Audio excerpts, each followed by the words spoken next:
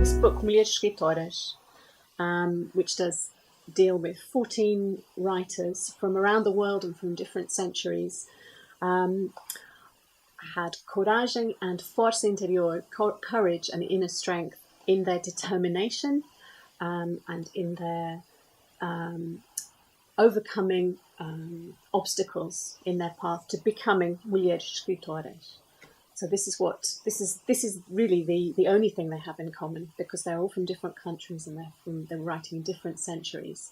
So that's what she highlights, that they continued, they kept going, they kept writing even when society saw that stated that writers were had to be men. Even when family conditions were very difficult for them, they kept going.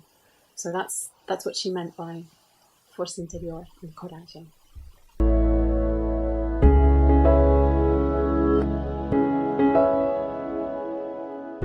They're all from different periods, and I think they were exceptions. So they're distinguished by being exceptions at the time that they were writing. In a way, they learned from each other.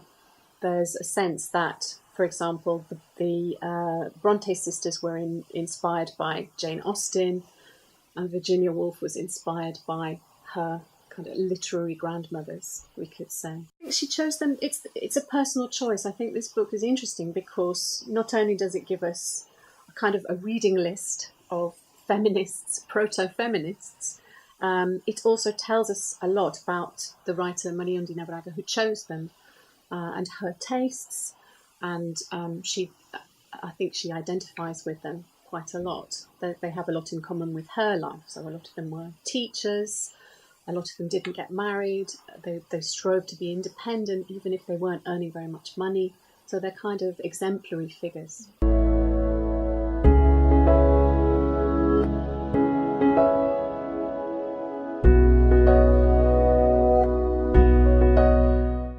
Yeah, they're not exactly scientists, although one or two of them we could link with other fields of knowledge, with other disciplines. Certainly those who were teachers, a lot of them wrote or reflected on teaching practice. Gabriela Mistral was a teacher, and Salma Lagerlöf, the Swedish Nobel Prize winner, was a teacher.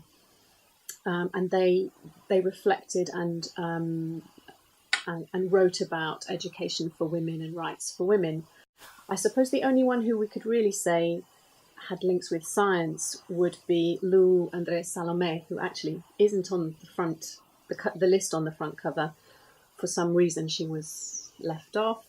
And she was a writer who became involved with lots of figures of the 19th century, including Nietzsche. And by the end of her life, she was a disciple of Freud and very interested in psychoanalysis.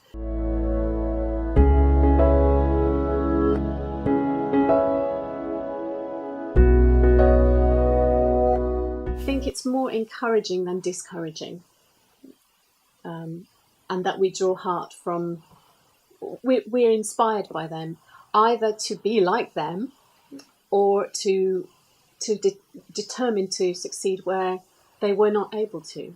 There's always the